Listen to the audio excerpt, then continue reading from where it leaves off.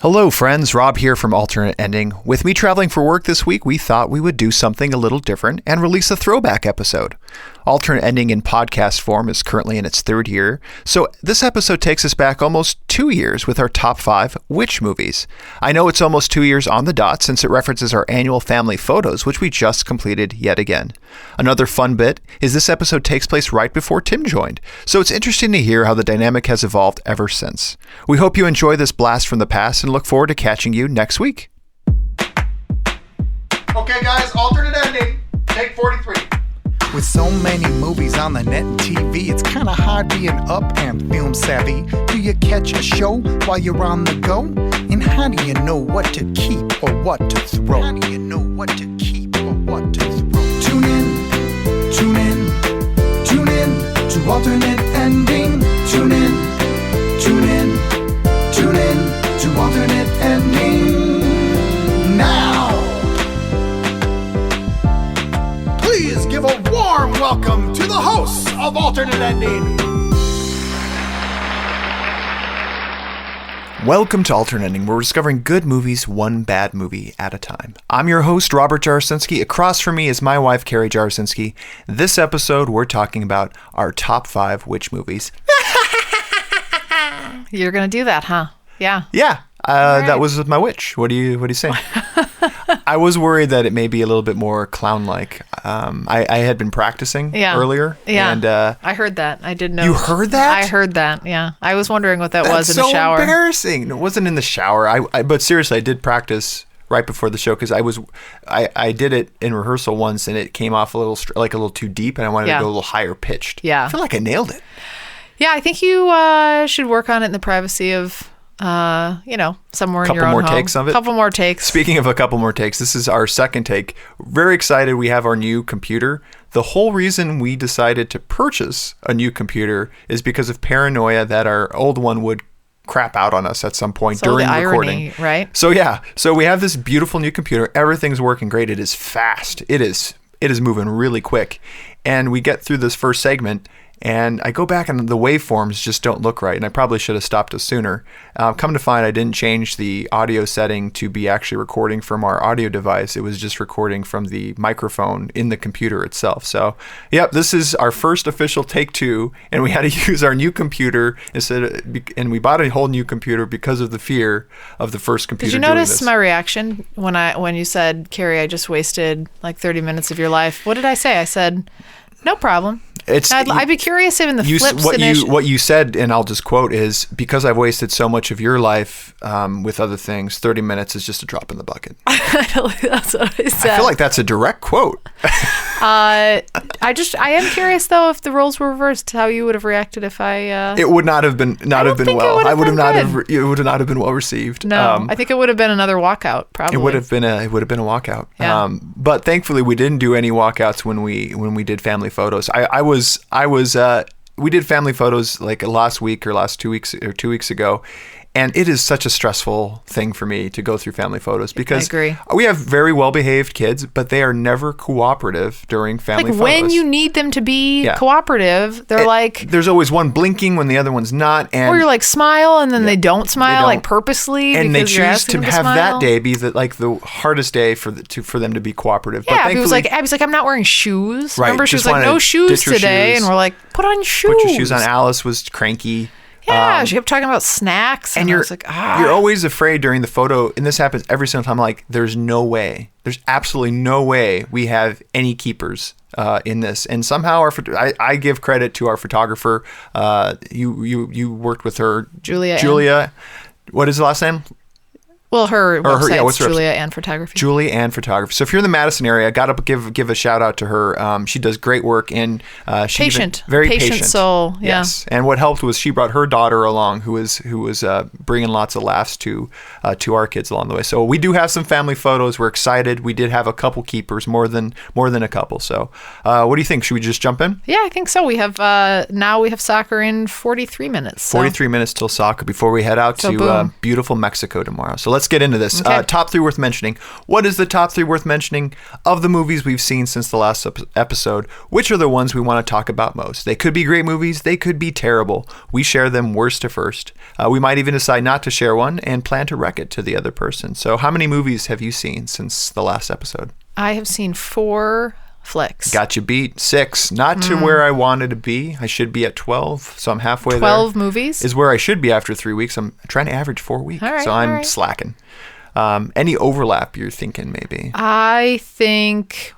Well, now I know. Right? I'm going to change it up on you, though. So I'm not gonna play that game. I'm gonna be honest. I think there is probably. I've actually kind of already forgotten what you said from the first segment. We know there's one, and I one. called one earlier, and it ended up being one. So why don't you go ahead, go with your number 3. I'd like to go with my number 3, The Shallows.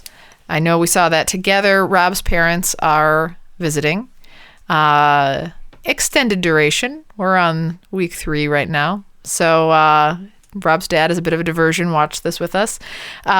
Stars Blake Lively and Oscar Janetta, mostly Blake Lively, and a very oversized, do you think it's a CGI shark? I don't know. Oversized shark, undersized bathing suit. Good one. Oh my gosh. That just came to me right now. You know what? Keep it to yourself. Keep it to yourself. So Blake Lively is in a bathing suit if you're into that kind of thing. Don't comment anymore on this. I'm still a little irked from the first pass of this. I don't need to hear about it. So Blake Lively. Beautiful woman, well proportioned. We got it. Okay. So anyway, she goes out to sort of seek this like therapeutic vacation away, sort of like rediscovery of like some of familial things, like reconnecting, I think, with some family members. Goes out onto the shore, sort of goes out for a surfing excursion, ends up in a precarious situation on a like rock in the middle of like 200 yards out into the ocean. Large great white shark starts like circling, and it's the fight between her and the shark to get back to land. Yeah, it's a movie where she's isolated and a lot of tense moments, and I bought into everything. There was a bit of too much suspension of disbelief for me at the end. Other than that, it had me pretty much the whole time. I'd probably give it between a meh and a watch. I would say for me, this is one of those, if it's streaming, I think it's worth watching. Yeah. I don't know if I pay money for it every time. Like it's halfway. This is post baby too. Didn't she just have a baby? This was pre-second baby, I think. Oh, they have 2. They have 2 kids, yeah. So I will pick. say last for you, huh? I didn't notice second, yeah. her post baby bod looks better than mine, I think. You know? No comment. No comment. No comment. What I will comment on is my number 3, which is Neighbors 2, Sorority Rising. I saw the sequel to the first movie that we saw featuring Seth Rogen, Rose Byrne, Zac Efron, Dave Franco. The cast of characters are back.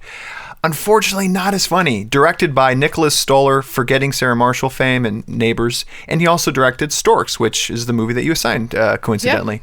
Yep. Caught this on an airplane traveling for work.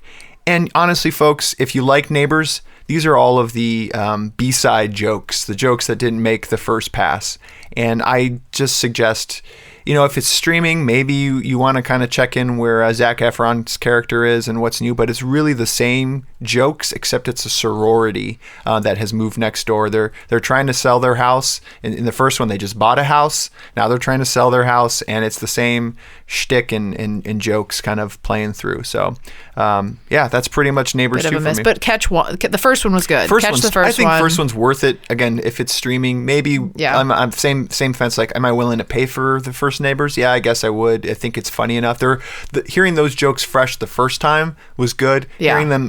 Hearing a lot of the same stuff the second time, and Rose Byrne just wasn't as funny the second time as she was the first. She was funny in the first one. This one also focuses a lot more on the Zac Efron character as being the central character, kind of that you're with for the primary. But he's a good guy this time, kind of thing. Yeah, and I don't think he was a bad guy. He was just misunderstood Teddy. Just Teddy. I think you just like him. I do like Zac Efron. I would take that comparison any day. Absolutely. Yeah, you can't. It's not a comparison when you compare yourself. We have the same side sweep going on now. Basically the same. We're same body. For sure. I'm a little taller, a little more masculine. You got that edge on him right there. Yeah. He doesn't have a beard. That's true. All right. What's your number 2?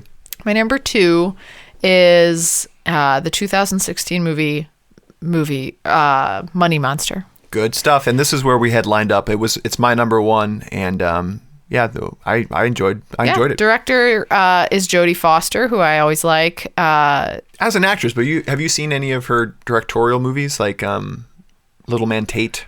No. Anything like that? Give me another one.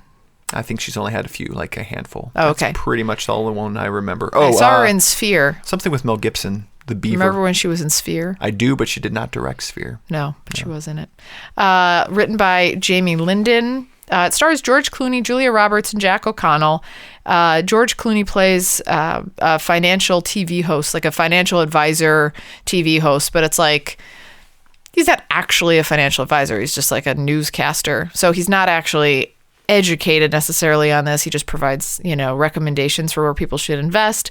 And it's a lot of song and dance. He brings out that he wears the top hat, a cane. It's silly. You're not expected to believe that he's actually an expert. He has his pick of the week. I mean, it's a lot like fantasy football for folks too. I mean, I think he is educated in finance and knows his stuff, but he's delivering a script. He's a TV personality, right? No, I think that's the whole thing. Is he's always off script, and his producer hates the fact that he's always unscripted. No, but I mean, in the sense of he's not going out necessarily and researching all the investments and then coming back, or something like that.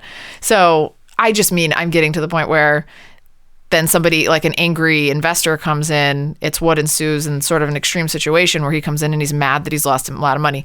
I'm getting more to the point of saying I don't think me as a person, if I lost a lot of money, would assume that this guy, he's kind of a Yahoo, is the guy that's making and when the you call. say it's an investor, I do want to be clear. It's not like, it's someone who's a blue collar person who saved his, life savings for his family or taken his family's life savings and had made an investment based on a recommendation that this person made. And, it didn't work out. Yeah. And he wants answers to questions on what happened, why this stock was dropped that was so sure. It was a sure thing, and what happened. And he holds George Clooney's character responsible. He also holds the company whose stock dropped on kind of seems like strange circumstances. He holds them responsible. And there are a lot of twists and turns in this movie. It goes a little bit different than you might expect. Yeah. And you start developing a sympathy for this character who's and then it's good. like whose Julia side Roberts are you on? is in this, Carrie mentioned.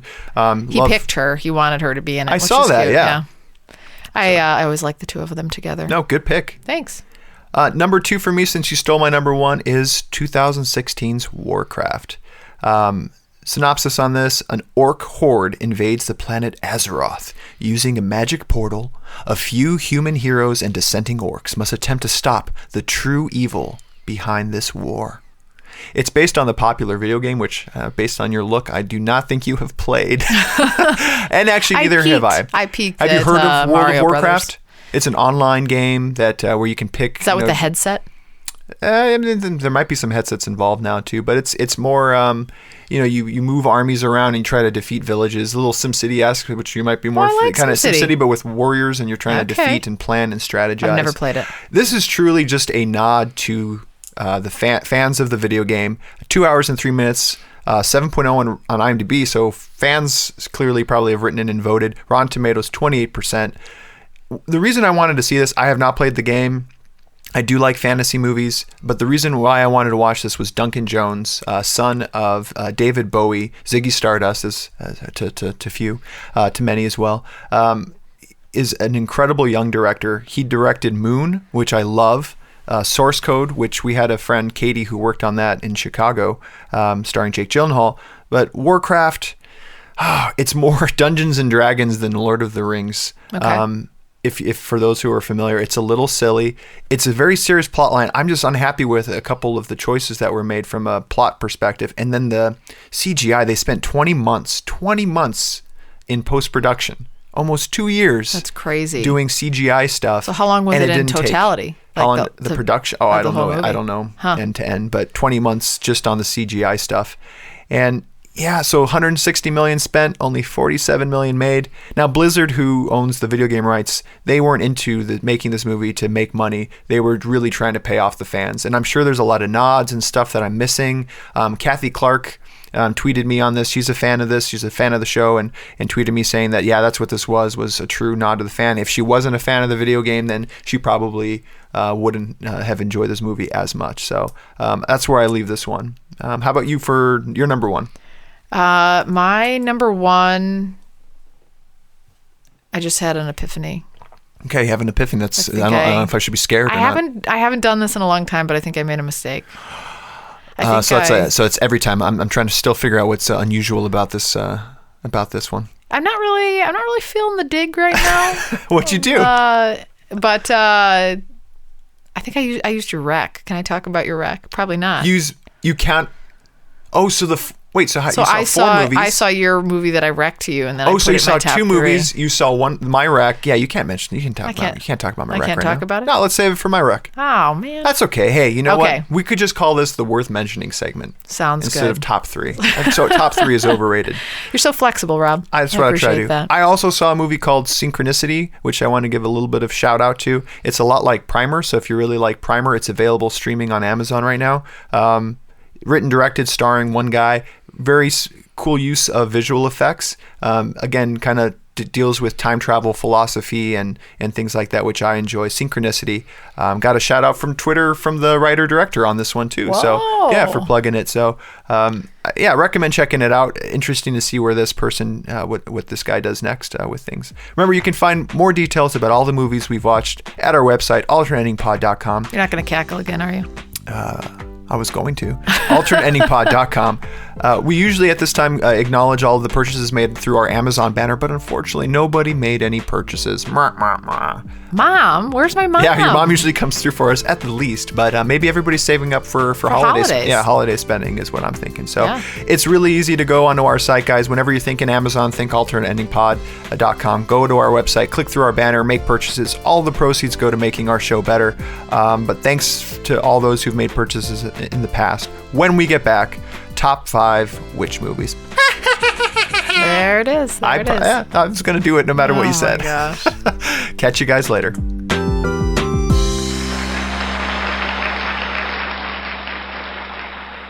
And welcome back to Alternating. We're talking about our top 5 witch movies. So, Kara, what is your criteria for a witch movie? How do you make the top of your list? What does this movie have to be? You must have a witch. Wow. And I have a lot of parameters this time. It's a little bit more than just a witch. The witch has to have like a key role, like it couldn't be like, just a breezy witch. It can't be a secondary character. Secondary. I mean, I wouldn't say that. Oh, okay. But so your parameters are now widening. Second, it can be first, secondary, or tertiary character is okay for a witch. I just mean you can't like breeze by in the background. It's just needs to be witch adjacent. Correct. That's exactly what I mean. So, what Glad was we're on the same interesting page. when I was thinking about this, for me, what I needed to do, my list is more flexible. It's more nostalgia based and more feel. It's less scientific, which is unusual for me. You can't have any, you said witches. You can't, I don't want to hear anything about sorcerers or warlocks. So what is a witch, Kara? What is a witch? A witch is a lady. That's not true. You Googled it, didn't you? I didn't Google Do you have it. you have warlocks? I have Wiccan knowledge. I'm a member I Googled it. Of a Wiccan tribe. If it's a dude, it's a warlock. That's not true. In fact, that's an offensive term according to the Wicca tribe, the Wiccan folks. Seriously, Wiccan inner circle, a warlock has a very negative connotation. It's a very bad term. Yeah. It's a bad word. No, a witch is actually gender neutral. If you learn about I think it, you're doing this to sorcerers, warlocks, sorcerers? wizards, they're all subsets. But a witch is neither good or evil. If you are good or evil, then usually you get one of those kind of extra associations, like you're a warlock if you're a bad dude witch. But they're all witches. You have warlocks in yours.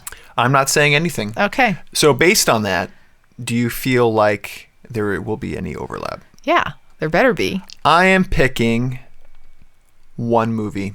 That's it. I feel very... 2 to 3. 2 to 3 is what your guess is? Yep. No, we're going to have one overlap, and my list is going to be better. But that's every list I do. So I'm going to pause for a second. Okay. I have a quick joke for you. Okay. And it's, I have like those 3 jokes that I use, but I don't think you've heard this one. Okay. I've remembered it ever since my childhood, and I can only use it like on the perfect occasion. And today is the occasion. Okay. Okay. So If the rest of this episode's bad, this will save it. But anyway, why? Wait, hang on. Let me think. Wait. Already messed up. So it's going well. Why can't witches have babies? I'm not sure. Because warlocks have Halloweenies. I just love that joke. I heard that in like 4th grade. I've carried it with me. Yeah, you've just been saving for this moment. Today was the. I didn't know in 4th day. grade that I would have a podcast where there'd be one about witches and I could use I think the you had a Halloweeny feeling. joke. I think you had a feeling that it would. I knew. This joke would come in handy. So for everybody out there, feel free to take it as your own. Yeah. Share with others. We're adding value. That's right. What's your number 5? Top 5 witch movies. Number 5 for you. My number 5 witch movie is the 1939 movie Wizard of Oz. Oh, pandering to the audience. Yeah, I am. That's exactly what I'm doing. I've been a little disgruntled. I feel like my last 2 this isn't a witch movie for me. Yeah, is it because of the good and the bad witch that are in there? It's just the focal point is not really about the witch. Like, the witch is not the center of the movie. The witch plays a character, is a bad kind of antithesis to Dorothy, but like more of like secondary. It's like about her finding other. Anyway, we'll take that. But I guess there's also a wizard who right, who's not really a wizard. Spoiler. What do you mean? What do you mean? The guy behind the curtain? Yeah, he's not really a wizard. Well, I mean, he definitely is. Right? No. He is actually not a wizard. So I probably should rewatch it. Yeah. And I've mentioned this movie before in the past because it always comes up on like top movies and whatever of all time and all that stuff. But it's a movie that I think needed to land on here because I do think it is probably... Pay homage. Yeah, pay some homage. And that's why I put it 5th. Because it's not my favorite, although it's the highest rated of all of the ones that are on my list. But it's one I think definitely worth mentioning. If you haven't seen it, it's obviously worth seeing. I would imagine most people have seen it. But do I need to go through the synopsis? I don't think so. I'm not going to. Yeah. But it didn't make your list. Yeah. Did not make my list, no. Right. I wanted to be pure and true to myself, unlike you. Yeah, so okay, I'm going to hold true and see that the witch and or, warlock is the main focal point for the rest of your films. No more so than the title of the movie for my number 5. You didn't put the witch. No, I didn't put it there. Let me get to my picks. Sorry, go. Number 5 for me is Warlock, right there in the title. And as we just earlier discussed, Warlock is a subset of Witch. 1989's movie, Warlock. So yeah, I picked movies and I ranked them in order of how memorable they were to me. And again, they needed to meet that witch criteria of having primarily be all about the witch process or witch stuff. The witch-like character. Yes, witch-like character. Hour 43 minutes, IMDb 6.2, Rotten Tomatoes 53%, directed by Steve Miner, who did My Father the Hero and Lake Placid. Far departure with Warlock, which is really a horror movie written by David Twohy, who wrote The Fugitive, G.I. Jane, Pitch Black, Imposter, a lot of other things. Stars Julian Sands, which is a male character, as the Warlock. And Laurie Singer from Footloose fame. She's the main girl in Footloose, the original Footloose. Okay. A warlock flees from the 17th to the 20th century with a witch hunter in hot pursuit. I remember watching this as a kid and really enjoying it. This warlock is trying to pull together like an old book to find out the true name of God. And if you utter the real name of God, you undo creation. And that's what he's trying to do. And somehow this Laurie Singer's character plays into this and trying to keep the warlock from accomplishing his mission. And it was my first exposure to something that's witchcraft that wasn't a female witch. So I was like, oh, this is cool. What's this warlock thing? And I just remember it from my childhood. It made a lasting impact. I don't want to rewatch it because, again, I think it may not be a good movie. Yeah. But for me, it holds true. And in looking at the final cut that made my short list, this one stood out more than number 6 or 7 or 8. So I had this number 5 for me on my top 5 witch movies. All right. Number 4 for you. Number 4 for me. Continuing along my lines of pandering, I went with Harry Potter. Oh my goodness. Oh. I really want it this week. No, but I will also say I don't think I've seen a lot of witch movies. So just to call out, I was like, there's a lot of movies that I've seen that are scary where I thought witches maybe were in there, and I went back and it didn't meet the criteria. So this is true. When you go do like a witch movies search, it doesn't pull up a whole lot. There's not a lot of them that are strictly witch movies. So a couple of the ones that I have as I increase and get better along the way do have them, but like Monster Squad, love it. Doesn't have a witch. It has like a Dracula, a werewolf, like so. And that's an ensemble cast. So like the witch wouldn't have been for me. It wouldn't have like been the. But primary. I'm just saying it was harder to come up with than you think. So I give this one full pass, credit. Yeah, full credit. It meets my criteria. The problem with me, why I'm not acknowledging that it's on my list, it should be probably. I just talk about Harry Potter too much, and a wizard meets a witch criteria. I left it off because I wanted to expose our listeners to maybe some new movies they hadn't heard of. Oh, you really built your case. You really built your case there, didn't you? Yeah. So the rest of you can agree with me on Harry Potter. Should make this. And I think it translates across all of the Harry Potter. Hey, Care, which Harry Potter movie is your favorite? I think the first one. Which is called? The Sorcerer's Stone. Oh, nice. Am I right? Right. I feel really good. I thought there was no way you were going. Did you really? Yeah. Oh, well, good for you. Yeah, thanks. I'm looking forward to reading those to the girls at some point when they get older. No, I do. And I do like those. And I've mentioned it before in previous podcasts where I really do like those movies. And I have seen all of them. It was mostly that it's been so long since I've seen them that it's like sort of a Harry Potter blob for me. Yeah. Like it's just so much happens in the course of all of them. It's a good pick. And I'm glad one of us is pandering. And have we talked about the age you have to be to watch those? Like when can Abby start watching Harry Potter? How old?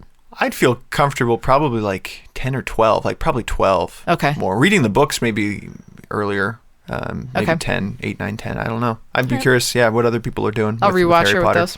What's your number 4? My number 4, I'm curious if you've seen this. This is in our childhood nostalgia factor. Again, a movie I don't want to rewatch because I'm worried it might get ruined, but stood out for me a little bit more than Warlock. The Witches. Right there in the title, The Witches. 1990s, The Witches. Hour 31 minutes on your list? No. Have you seen this movie? No. Oh, you're going to love it. It's like a Jim Henson style movie. I do like Jim Henson, yeah. So it's that kind of a movie, a boy, and it's based on how do you pronounce this guy's name? Roald Dahl? Roald Dahl. Yeah. Okay. Based on a Roald Dahl novel of Willy Wonka and the Chocolate Factory. Oh, I love those kinds. Matilda. Yeah. It has that feel. And Jim Henson, so it can't go wrong. A young boy stumbles into a witch convention and must stop them even after he has been turned into a mouse. So it's super cute. Have I seen this? I bet. No, I don't know. I bet you might have seen it. The main witch, the Grand Witch, is Angelica Houston. Okay. From Addams Family, the wife. Yeah. So 6.8 on IMDb, 100% on I've read Tomatoes. the book. That's why book. It's familiar. Yes. I've read the book, but I haven't seen the movie. Super cute movie. Great to watch with kids. The witches can get a little scary when they're in their witch form. Yeah. But in fact, in order to make them more scary, the when the witches transform into their full form, it's actually men playing them. Which that now thinking back is like, oh, okay, that's why they were extra creepy. Was they were like men kind of pretending to be women witches and full makeup and all that stuff.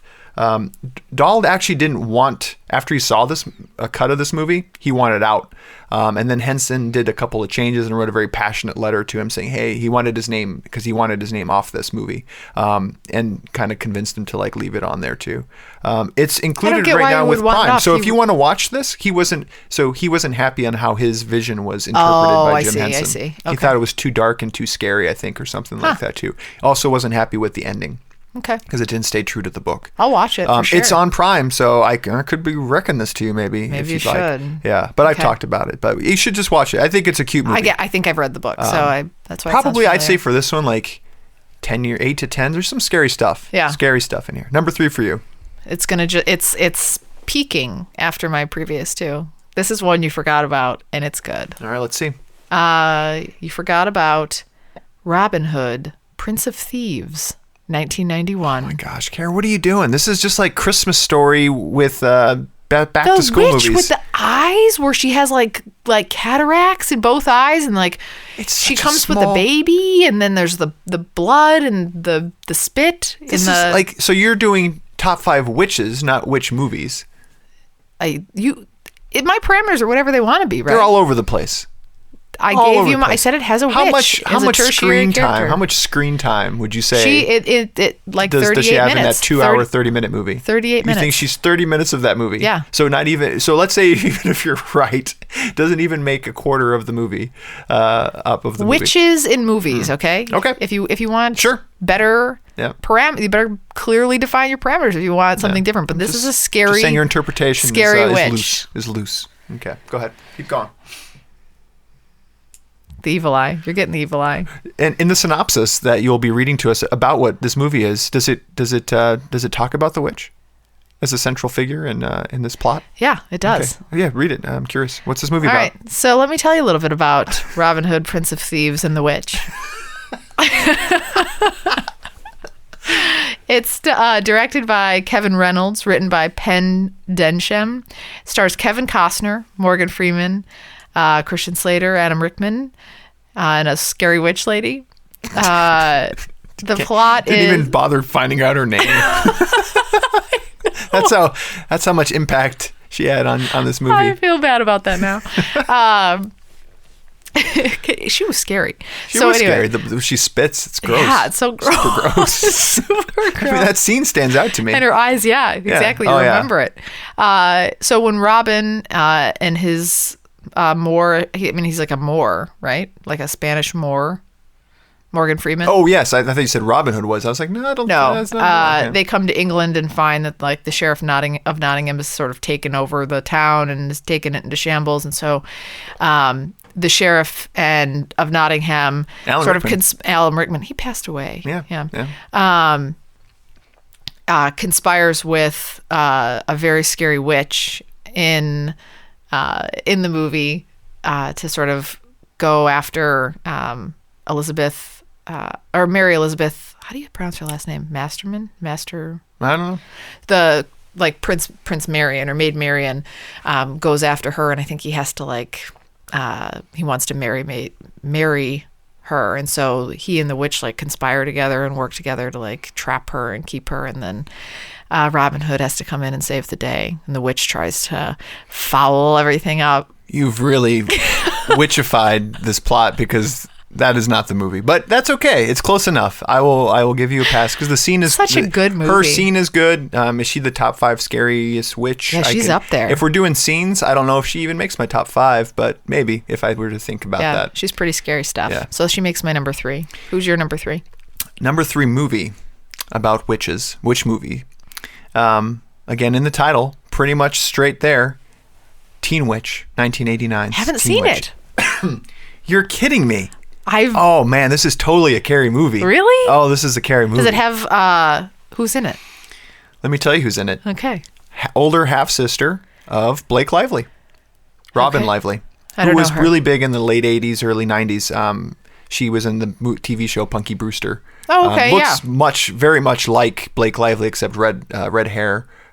More of a redhead. Hour 30 minutes, 6.2 on IMDb. Rotten Tomatoes, 43%. Don't care. High school misfit Louise at a loss for romance. She's not very, doesn't know how to, do the boy thing, and kind of a outcast. Not outcast, just she's not cool. Discovers magical abilities, but the teenage witch finds that she cannot conjure herself true love. So what? So what's she gonna do? Half sister. It was meant to be a female version of Teen Wolf. Was kind of the idea of this movie, and Okay. it's so cheesy. But With again, Michael J. Fox. No, yes, Teen Wolf Yeah. has Michael J. Fox. The thing that's made this go to number 3 for me is there is a memorable moment where she casts a spell to make her friend cool, and her friend does this kind of, and you got to YouTube this. The song is called Top That, and she does this breakdown of the song called Top That. And it is hilarious, and it's still. I can tell you're half tempted to sing I'm it half right now, tempted to sing but it, yeah. we'll all just look I'm on hot. our. We'll just look on and our you're own. not. And if you want to sit with me, I'll give it one shot. just- Top that. we'll just she take gets it on into our own. a rap dance battle with this cool group, and Blake Lively or Robin Lively's character casts a spell on her friend to be able to hang and kind of get into this rap battle. Okay.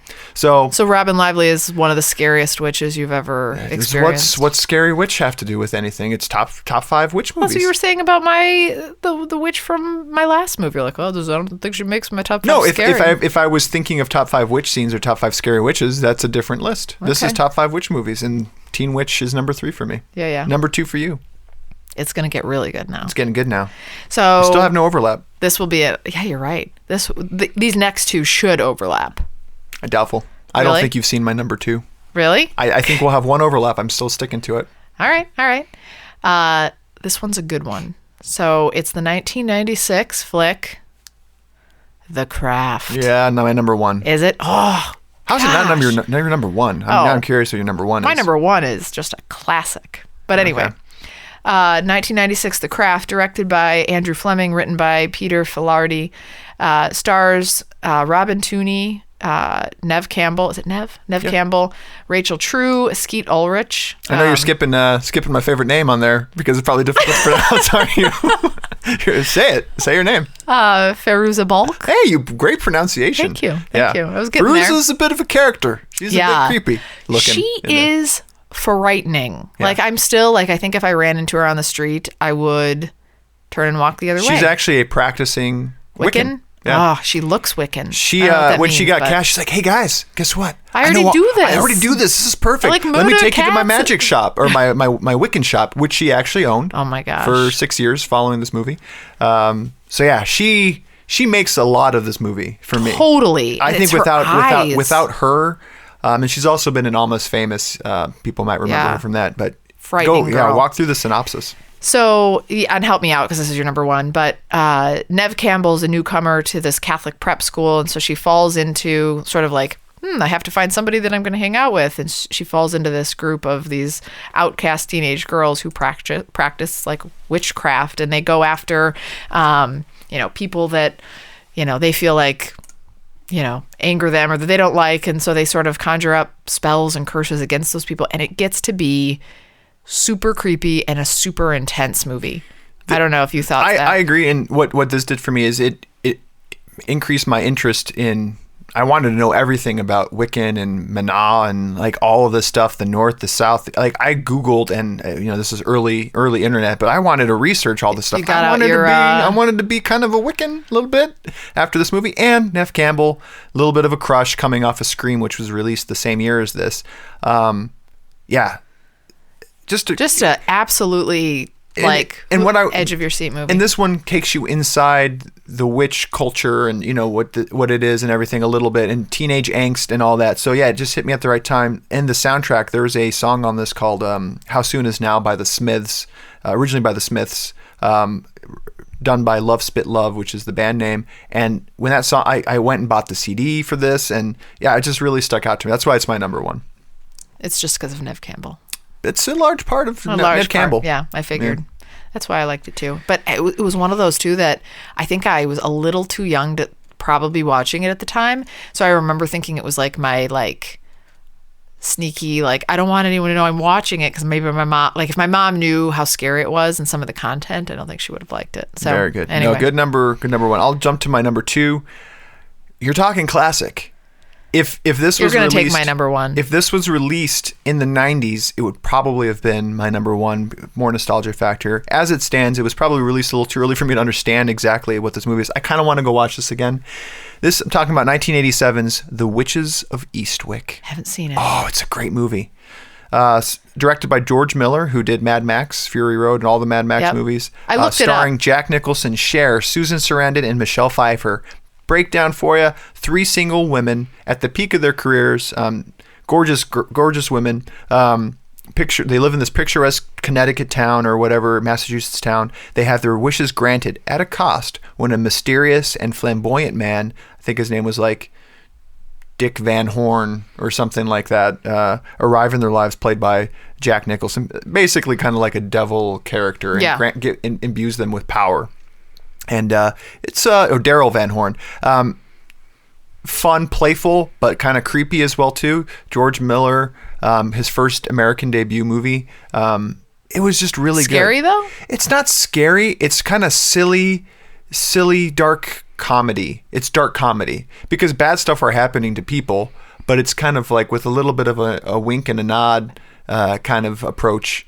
And it's fun to see what these three women do when they have the power to get some comeuppance to other folks who probably deserve it. So you're kind of rooting for them, but then they realize that the power may be evil, and they try to they start working together against this character. Okay. It's worth seeing. We're seeing Where's even it now. Available? I mean, you can probably rent it on Amazon. Click through our banner, rent it on Amazon. I don't think it's streaming anywhere right now, but worth checking out. It's a classic. It won or nominated for 2 Oscars for Best Sound and Score.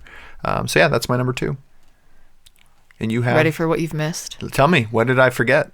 It's the horrifying, the scary, the wicked, Hocus Pocus. Oh, Hocus Pocus, yeah. 1996, directed by Kenny Ortega, written by David Kirshner, stars Bette Midler, Sarah Jessica Parker, Omri Katz, Kathy Najimy.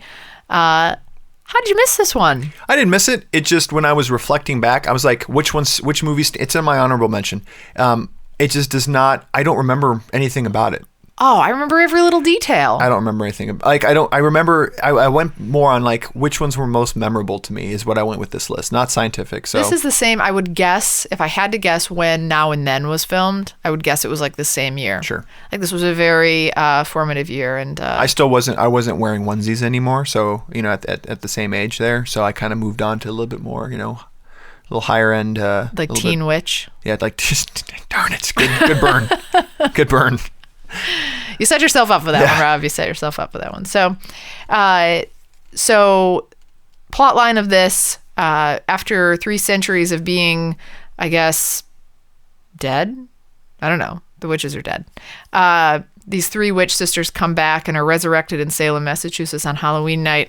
And it's up to 2 teenagers, a young girl, and an immortal cat to put an end to the witches' reign of terror once and for all. It's a great classic movie, something that you if it's on TV, you can't not watch it. You have to watch it.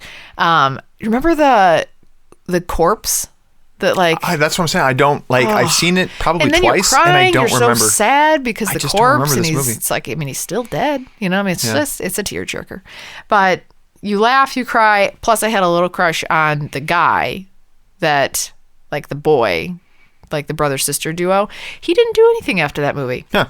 Bit of a surprising one for me. Classic movie. Loved it. Seen it way more times than I like to admit. And I think it makes my number 1. It probably is very popular. When I go to the audience votes now, we had actually 19 people write in with their votes, some multiple times, so it doesn't add up to 19. We also had a lot of single vote getters, but worst to first, top 5 for the audience. Willow with 2 votes, which is there again, a witch? There is a witch, sorceress. Okay. Which is, I think, more of a sorceress, which falls under a witch, but again, not as much about. I think it meets the criteria. It probably meets it. And it didn't. Tough. Tied with Craft with 2 votes. Okay. Harry Potter got 4 votes. Wizard of Oz also 4. Nice. And the number 1 from our audience, Hocus Pocus. Hocus Pocus. So let's actually go ahead and pick our winner. 19 votes in, so 19 possible contestants here. Random between. Doing my little thing here. Random between. Who could it be? The tension is building. 1 and 19. Our winner this week is number 14, Kathy Clark, the aforementioned Kathy Clark. That works out well. That is awesome. So congratulations, Kathy. We'll be sending you a free Amazon movie rental coming your way. And if you're ever interested in getting a free Amazon movie rental, we usually release a couple weeks in advance of an episode a poster with our likeness in comical style, and where we ask you to submit your suggestions as well for top movies. So yeah, keep those coming in. Keep entering for your chance to win a free Amazon movie rental. We are going to be heading out to soccer, and when we get back, we will be going through our recs, and excited to talk about those two because we had a little bit of a change of game plan there when it comes to the recs. So stay tuned. We'll catch you guys on the flip side. And welcome back to Alternate. We're going to be wrapping up with our rec segment. Rec segment is where Carrie or I, actually both of us, either punish or reward one another with assigning each other a movie. Before I get there, I want to have a proud dad moment. We just got back from soccer. I got back from soccer, and Abby scored a goal. It's pretty sweet. Watching kindergartners play soccer is something to behold. It's a lot of running around randomly, but every once in a while, a goal is scored. And Abby has. Were there any injuries? I wasn't able to go. The ball, kid got a ball to the face. It was pretty intense there, and a couple trips and stuff. But yeah, this whole league that she's in now, it's pretty. It's a little aggressive. It's aggressive, and she's kind of a delicate little one. So little Daisy. Yeah. But enough of that. Let's get into the Rex. And a little bit of a pivot I had mentioned, a surprise earlier, is we found out that we were going to have to pay $10 to buy Rumor Has It. And as much as I like Jennifer Aniston, no one's worth that kind of money. You're making it sound really So what really we ended cheap. up doing was I saw that, I think I mentioned a couple episodes back, that here in Madison, the local film critic for the Madison Capital Times hosts a monthly kind of a theater experience where people go and he picks a movie and everybody watches it, and they were playing Birth of a Nation. So I did a quick reassignment to Carrie last minute. She went with her mom to go see it, Birth of a Nation, and then Carrie assigned me Storks. So looking forward to talking about these two movies. Carrie, first, Birth of a Nation. So these this lighthearted. This movie that you decided to send I imagine me. it's a lot like Rumor Has It. Yeah, it really felt like going from Jennifer Aniston to, slavery and violence and assault. It really felt like an easy transition. Yeah. So I appreciate that. That's exactly how when I think of Rumor Has It with Kevin Costner. And Yeah. So They speak the same thing. you saw the same movie. Basically. So there's no need now to see Rumor Has It. No, just see Rumor Has It, interchangeable. Also, I appreciate you sending me with my mother, who is very passionate about. Was that sarcasm? I can't tell if it was uncomfortableness or if she actually really enjoyed it. I don't even know what I want to say to you. I feel like I've played it over in my head, like what I want to say to you about this movie since seeing it last Tuesday. And I'm still at a bit of a loss for words. So I'll set up what it's about, and then maybe the listeners can make an assessment on whether or not it would be awkward to see with your mother. So The Birth of a Nation, a bit of a one-stop shop. It's directed by, written, and starring Nate Parker, supported by Armie Hammer and Penelope Ann Miller, who I've seen in other things, but I couldn't really think of what. Penelope Ann Miller's in there. Yeah, she's probably now in her 40s or maybe even 50s. Maybe, yeah. Yeah. There were some wrinkles. Yeah, I'm trying to think of what I can't think of a movie right now. Off the top of my head, I couldn't think either, but I knew I had seen her. Really hard to discuss the plot. It's set in sort of like pre-Civil War era times where the character Nat Turner, real life, true story, real life person, becomes basically a literate slave. So the character Penelope Ann Miller takes him in and decides to teach him. Well, what he teaches him to read via the Bible. And so he basically becomes a tool for the family because there's a price on that. So at the time when morale, as you could imagine, was low amongst the people that were slaves at the time, for him to go around house to house and give uplifting sermons and sort of speak to people that could have maybe identify or associate with him, lifted morale, lifted productivity, did all this stuff for farmers, cotton farmers during that time. So it was a tough watch. So, but tough because of the content, or tough because it's a poor movie? Tough because of the content, Okay. and I think it was a probably medium. I think it was done well for his first movie. It was his first anything. Here's the thing. This is why I sent you to.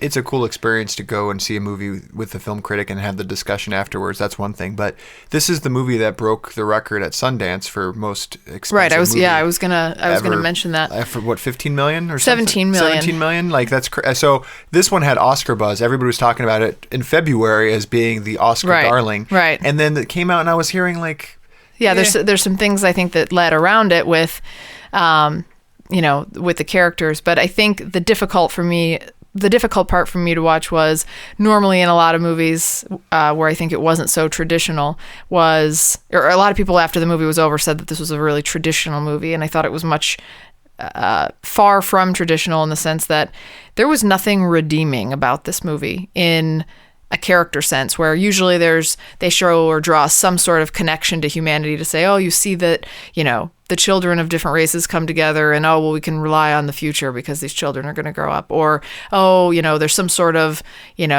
character where, the one family is the people that rise above what's going on during the time and rise above and are trying to advocate for, anti-slavery. There's always that one character grab.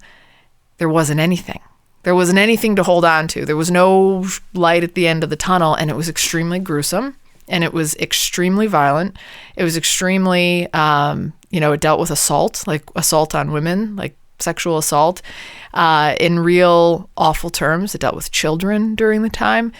It was a well done movie in that, it began and it was over. Like you're just staring at the thing, but I found myself like grabbing my face multiple times during the movie.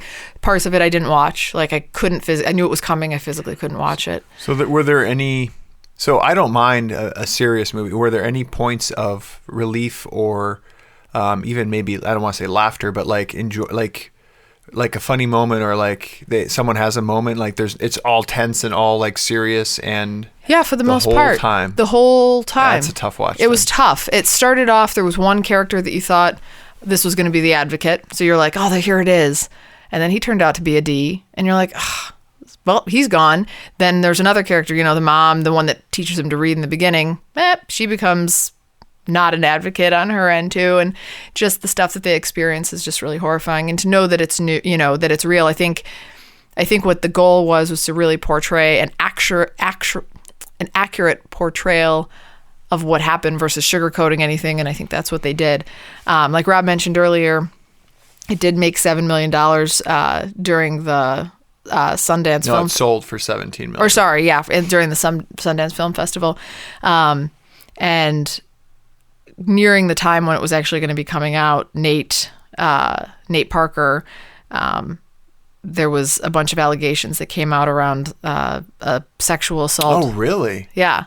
So you've led me into this rabbit hole here. So I go to see this movie. It's over. The poor film critic guy gets up there. It's like silence. No one even you're like, your heart's racing. You're crying. And the film guy's like, so what'd you think? It was so super awkward.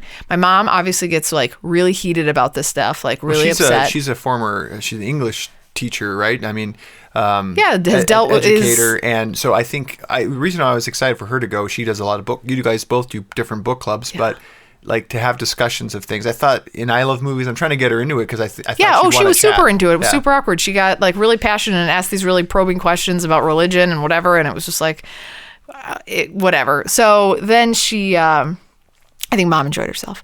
But again, poor guy asking these questions, like, what do you think about the horrifying atrocities of people? And it was a tough conversation. It's like Titanic in that probably good to have seen it the once, but you would just never ever watch it again. Yeah, that's a good top 5 list. Like movies you've seen once that were great. Never. That's a good one. Good top 5. It gets a 5.6 on IMDb, and I think it's largely because it made nothing. Like people were boycotting going because of, like I was saying, he was charged or there were allegations of this sexual assault when he was in college back like 10 years ago on this woman who subsequently took her own life in 2012. So isn't really there to, I don't think he's not serving any time for what he did, but I think there's a lot of reports allegedly. But his roommate, who was also allegedly is actually serving like criminal charges. So like he slipped by on it. So I think a lot of people boycotted going. So then I'm feeling kind of like a jerk for going, because then I was like, should I have boycotted going? But I didn't know this until I actually got there. So anyway, long story short, I don't know if I would recommend it. It's hard. Yeah. These are tough types of movies to recommend. It's like, do you want to, it's probably something we should all be aware of things that happen, but at the same time, it's like you have to be in the right mindset. Otherwise, it feels a little bit like homework. Yeah, I thought maybe it was going to be like a nice movie about babies, Birth of a Nation. Sure. I was like, maybe like Birthing a Nation. Yes. Birthing a Nation, and then I was like, damn, it's slavery. It's the worst. So. Well, on the very much the flip side, you assigned me Storks, which I appreciate. That was a gift because it was something that I was looking forward to, and it did not disappoint. This is a movie, guys, Storks, Do not, if it's still in theaters, if you have kids, if you don't have kids, go see this. We were lucky enough to go see this with our movie family couple, Brent and Angie and their daughter August. So we do some movie dates with them, and it's kind of become more of a regular thing, which we really enjoy doing. This is again written, directed by Nicholas Stoller, who did Neighbors, Neighbors 2, Forgetting Sarah Marshall. So a guy with a great sense of humor sensibility, but that doesn't always necessarily translate into animated movies. Right. And the first 5 minutes where my joke paid off about the power move, birds crashing in, Yeah. I was a little nervous that would be the peak of the humor. It was not, right? And it was not. Yeah. So let me break this down for everybody. Storks have moved on from delivering babies. So it kind of plays on that whole theme. And they realize, like, hey, that's not the big moneymaker. Let's start delivering packages. Babies are difficult and, unreliable and, difficult products to work with. Let's start being like a UPS type of store. But when an order for a baby appears after they've kind of discontinued it for a while, the best delivery stork must scramble to fix the error by delivering the baby. The themes in this movie, there was so much that really resonated with me. Parenting in general. Yeah. There was some just hilarity that ensued. There was like office politics. Yeah. That was hilarious. But it hit. Like, it was all really applicable, well-timed humor. I think everybody could find something in this movie, and then the kids the whole way through were just enjoying it, which is always great too. But I was laughing to the point of tears at several moments. Yeah. The lead stork is played by Andy Samberg. Katie Crown plays the orphan. There's an orphan who's a grown-up orphan now helping out the storks. Kelsey Grammer plays kind of the overbearing boss. Ty Burrell and Jennifer Aniston play the parents of individuals expecting a baby to be delivered. And then I didn't get the boy's name, but their son who wants a baby brother with ninja skills. It's just, there was so much humor in that movie. And when I think about this compared to the other movie we saw with Angie and Brent, which was Secret Life of Pets, this movie was so much better. So much better. So much better. And here's the disappointing part for me. Made for $70 million, has only made $52 million. I don't think it was well publicized. I don't think so either. Like, I think I've only seen trailers for it in movies. And guys, this is one where it's probably my favorite. I think I might. Do I like it more than Zootopia? I feel like I laughed more. Oh, I definitely laughed more. Not this was hilarious. Pixar does a really good job with, or Disney does a really good job with animation. Like, it wasn't as animated as well. Would you compare it to like Inside Out humor, where you're like, you get yourself laughing because it's I still need to see Inside Out again. Oh, okay. Because this movie was better. I need to see Inside Out just to give it a fair shake. Funny, like applicable humor, like you transfer it to like comedians and you're heartwarming, laughing. right? At the end, I mean, we were both misty-eyed after this one. There was a bit of So thank you so much, Care, for this. You're welcome. I don't know. Will I be offered some sort of gift for this next round? What do you have in store for me? I have two because I don't know if you've seen them, so I'm going to just try them out on you. Have you ever seen the movie 1 Hour Photo? Yes, with Robin Williams. Absolutely. Okay, so you've seen it. Yeah, I'm happy to watch it again for the good of the audience. We haven't talked about it. So the reason I came to 1 Hour Photo was I was actually thinking of a different movie but I can't picture what the name of it is, like Shutter or something. And then I think Robin Williams is in it too, I thought, where I see him like running down a dock and he's like getting away. He has like in a little cabin and then there's all these things on the walls. Oh, something about not being able, Insomnia. Oh, yeah. Great movie. Insomnia is a great movie. It is a great movie. That's what I was trying to get to. Insomnia is one of my top 50. Really good movie, right? Insomnia is great. Oh, man, you've seen it. Okay, and my last one, which I don't think you have seen, American Sniper. Yeah, I've seen it with my dad. Yeah. Come on. You're trying really hard. I am. You should pick something from the theaters. Do you want to do?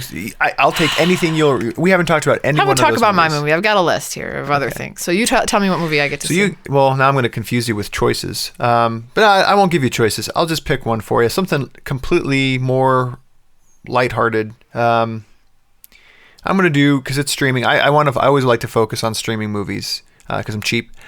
Before Sunrise, you had mentioned like maybe having some interest in seeing that. So I'm giving you Before Sunrise, Richard Linklater movie starring Ethan Hawke and Julie Delpy. I'm not a big Richard Linklater fan. Yeah, I know, but this is like, this is relationship Before focused. Sunrise. Before Sunrise, okay. and it's part of a trilogy. So what I'd welcome hearing back is after you see this one, knowing that there's 2 more out there, like, would you be willing to sit through learning like 2 separate movies of about 2 hours in length, knowing more about these people? So all right, that's what I have in store for you. I got another one for you. Okay. On the fly. Ready. Me and You and Everyone We Know. Have not seen, have no idea what that's about. There you go. All right. Me, you. Me and You. Me and you. And Everyone We Know. correct. Okay. Cool. Well, I'm excited, folks. I want to thank all of our listeners. I want to thank Fervor for the music that you guys have been listening to. Check us out on social media. Go on Facebook, like our page. Make sure that when you see our new movie poster or our new episode poster come out, you go out, you write on there, enter your chance to win a free Amazon rental. As I mentioned before, we are active on Twitter, so feel free to go on there, like us. AlternateEndingPod.com is our website. Carrie's been triumphantly trying to get folks to like more of our survey. You saw my survey. With few people have responded. We'll figure out something creative. The number one option was a fist bump and eat a fish, a like handshake. I thought survive. So leave a review on iTunes if you're a listener. Yeah, Google. It means a lot.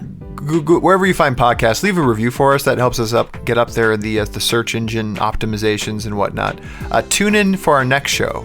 I'm really excited about this one. I feel it's very apropos. What is it? Our next show, we'll be talking about our top 5 presidential movies targeted for the release on November 7th. So right before the election, folks, we'll be talking about our favorite presidential movies. And not talking about politics. We'll catch you guys then.